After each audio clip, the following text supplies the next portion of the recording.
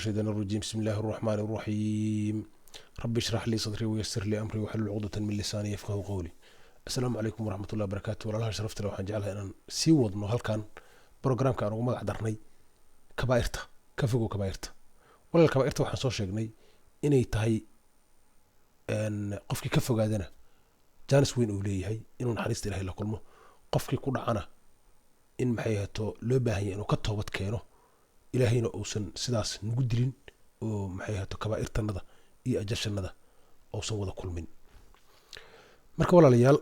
waxaan soo maray laba qaybood oo qaybtii koowaad aan uga hadlayay kabaa'irta iyo qayb kale oo ah shirkiga aan uga hadlayay. waxa weeye shirkigu waa qaybta ugu horeysa ee kabaa'irta ugu waaweyn. kabaa'irta qaybta ugu xabadda ugu weyn waxa weeye kufriga, shirkiga weeye walaalayaal. waxaan isleeyahay anigu waxaa ku xiga kufriga waxa la yiraahdo. kufriga walaalayaal waxa weeyaan arrin culus runtii oo khatar ah oo ay adag tahaba in loo sameeyo calaamad sax ah loo sameeyo. sababta waxa weeye quraanka idil ayuu ka buuxaa kufrigu. marka in badan oo kamid ah quraanku ma tilmaamayo maxaa kufriya maxaase kufriya, laakiin kufri ayuu tilmaamaya quraanku. meelaha qaarna wuu tilmaamaya quraanku waxa kufrigu uu yahay macnaha kufriga. marka meelaha inahaas ayaan jeclahay inaan baxso hadii Ilaahay yiraahdo inta quraanka ku cad oo kufriga quraanku ugu yeerayo. marka waxaan ka bilaabayaa suuratu Nisa aayadda 150. Allah wuxuu ku sheegayaa subxaanahu wa ta'ala in kufriga runta waxa uu ku sheegayaa meeshaan Ilaahay subxaanahu wa ta'ala inna alladhina yakfuruna biayati Allahi wa rusulihi inna alladhina yakfuruna billahi wa rusulihi wa yuriduna an yufarriqu bayna Allahi wa rusulihi wa yaquluna nu'minu bi ba'din wa nakfuru bi ba'din wa yuriduna an yattakhidhu bayna dhalika sabilan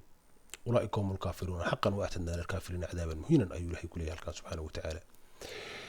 إلهي وحولي أيضا كو إلهي كو كفرية وإلهي كفركم عنيز وحوي إن ديد أوامرت إلهي أو قفك وكسو استاغ أوامرت إلهي ويراهد وحان وخلط وأجر ما كفرك كاسا اللي هذا ولا ليال مرر بدنا وحو دحق لا شرك ودحق لا مر برض waxa isleedahay dambiyado idilba kufriga ka soo farcamaan ba sababtu waa awaamir Ilaahay oo la diiday waaye dambi kastaaba ان إلهي كوا كو كفرية ماشان أنا وحان قري كرا كفر كاس أن كنت المامي كرا إن أي كتشيران دات كاليرا أيثي استها وواجه أنا بضنين لكن هذا أدو بدر رنتي دات كاس وحمر رميسنا يو مشركين ما رنتي وكافرين وي إن الذين يكفرون بالله كوا إلهي ديدا وإلهي إنكرسن ورسوله رسوشي سنة إنكرسن ويريدون أن يفرقوا بين الله ورسوله ويقولون نؤمن ببعض ونكفر ببعض معناها doonaya inay kala qaybiyaan Allah iyo rasuushiisa oo markaas hadana sameeynaya inay maxay yiraahdaan qaybtaana rumaynayna qaybtaana waa diidayna. oo mesela Maxamed aan rumeeyay Ciisana ma rumeysni, Ciisa aan rumeeyay Maxamedna ma rumeysni, Muusa aan rumeeyay Ciisana ma rumeysni, Nuux aan rumeeyay Maxamedna ma waxyaabaha noocaas oo aad ugu badan oo khuraafaadka adduunyada ka buuxa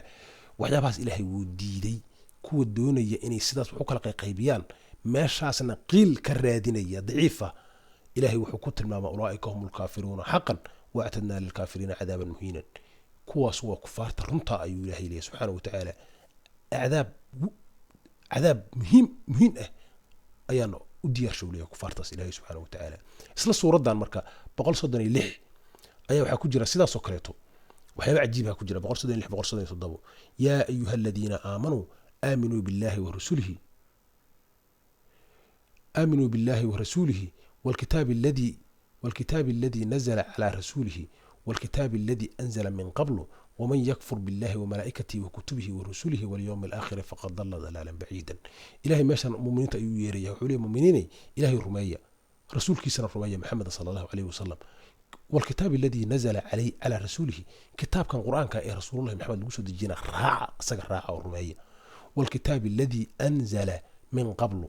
كتبتي هرول سود الجينا راعة ومحيها توحد راعيسا دي وحي قرآنكو كاريبين وكاريسا وحي قرآنكو سكاريبين وراعيسا ولمت محمد رحمن اسكو مدواي كتابة هرأي كان اسكو مدواي وحي قرآنكو ديدي لكن كار إن سيدا ترينتيك وحالي رهدو وحي ونعاسو كتاب كتوراد لي رهدو إنجيل لي رهدو قعمين فربنا اللي سميه وقرآنكو شيغيو وحيابها سلما راعيو لكن وحيابها كالتو قرآنكو سكاهلدين والراعي وراليان وحوي نكسوي كتاب كاس كورينا رمي إلهي ليه سبحانه وتعالى. ومن يكفر بالله وملائكته وكتبه ورسله واليوم الآخر فقد ضل ضلالا بعيدا إلهي ليه. qofka ku kufriya allah subxaanahu watacaala malaa'igtiisana ku kufriya kutubtiisana ku kufriya rusushiisana ku kufriya maalinta aakhirana ku kufriya faqad dalla dalaalan baciidan baadi cad ayuu lumay runtii oon soo laabasho lahayn markaas ilahay ayadan kasii dambeed wuxuu leeyahay in aladiina aamanuu uma kafaruu uma aamanuu uma kafaruu uma isdaaduu kufran lam yakun illahu liyakfira lahum wala liyahdiyahum sabiilan kuwa iimaanka la yimaada ee haddana kufriya ee haddana iimaanka la yimaada ee haddana kufriya ee sii kororsada kufriga ilaahay kuwaas uma dambi dhaafayo waddo saxana kuma hanuuniyaba waa sii lumaan waa sii tagaan walciyaadu billah marka waxaan tegaynaa meesha waxaan ku aragnay marka in ay nagu waajib tahay wax walba oo ilaahay xaggiisa ka yimid inaan u fahanno inay xaq yihiin waana iimaan walaalayaal meeshaan cibaado maahan taas la socda waxaan idin geyi doonaa meel ka sheekaynaysa inaysan cibaado noqon karin ayaan idin geyi doonaa arrintaana waa iimaan macnuhu wuxuu yahay ilaah ma jiraa haa xaq wey rasuul ma jirtaa haa xaq wey kitaabo ma jiraan haa xaq wey wixii qur-aanku naga reeba mooyaane oo qur-aanku noo diida mooyaane sidaasaa lagaa rabaa waxaan tegaynaa markaan suurat almaa-ida aayad ku jirta aayad 44 ilahay wuxuu leeyahay meeshaan kufrigu kaga sii hadlayaa oo wuxuu leeyahay waman lam yaxkum bima anzala allah fa ulaaika hum lkaafiruun dadka aan maxay hato wax ku xakumin waxa ilaahay soo dejiyey kaafiriin weeye ayuu ilaahay ku leeyahay aayadan subxaana wa tacaala waxaan kaloo idin geynayaa aayad kaleeto ku jirta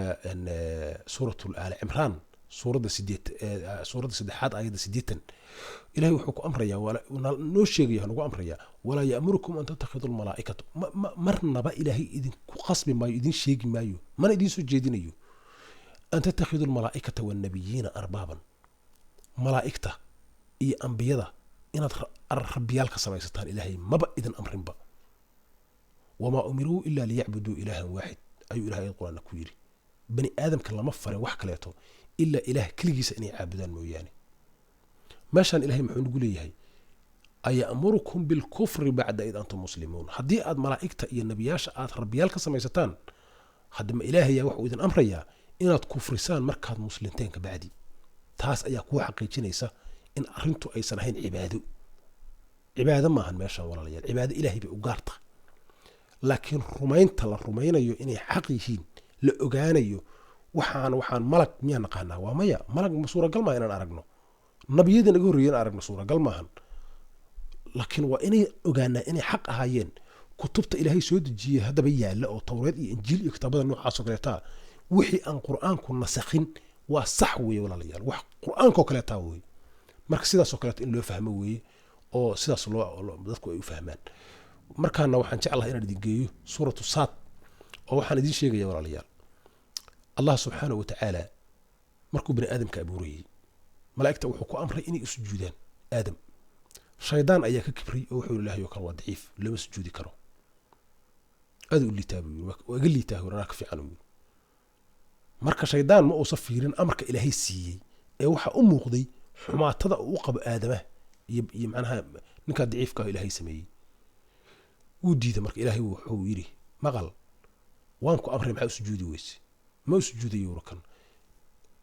markaasuu yiri shaydaan ilaahay wuxuu ka codsaday wuu arka marka ilaahay inuu carooday oo cadaab ilaahay u gelayo ilaahu ii sugo cabaar ii kaadiyo ilaahay wuu ka aqbalay waa yahay shaydaan wuu dhaartay wuxuu yiri waan kugu dhaaranayaa ilaahayo fa bi'izzatika la uqwiyannahum ajmaciin gabigood waa luminayaa khadkan kalba ka bixinayaa ilaa cibaadaka minhum almukhlasiin kuwa adiga adoomadaada ah adiga aad ilaalinaysa mooyaane ilaahay markuu ugu dhaartay dhaartii ugu weyneed abid dhaarta qur-aanka ku dhex jirta dhaarta ugu culus dhaartaan way walaalayaal iyada iyo aayad mid kale ku jirta suuratul xaqa oo leeyahay rabbul fala uqsimu bima tubsiruun wama la tubsiruun waxaad aragtaan waxaan arag baa ku dhaaranayaa ilaahay tanna ilaahay wuxuu leeyahay qaala فالحق والحق أقول لأملأن جهنم منك وممن تبعك منهم أجمعين حق أيان كل دارنا يا الله سبحانه سبحانه وتعالى رنت أيان الشيء جاي أديك يوحي كل عبر نار جهنم أياك بيحنا يا إلهي سبحانه وتعالى والعياذ بالله مع أنه وحي هذا الكأن وجه ده أيضا سوقاتي ولا يعني وحول بقى القرآن ككجرة إن سيدو الوقاته جملة تفارق بقول عليها إن محيها تلقى نور صدوي إلهي سبحانه وتعالى إن يقول يرده وأن أمري أما أن جربي إن كوين بعض يجنه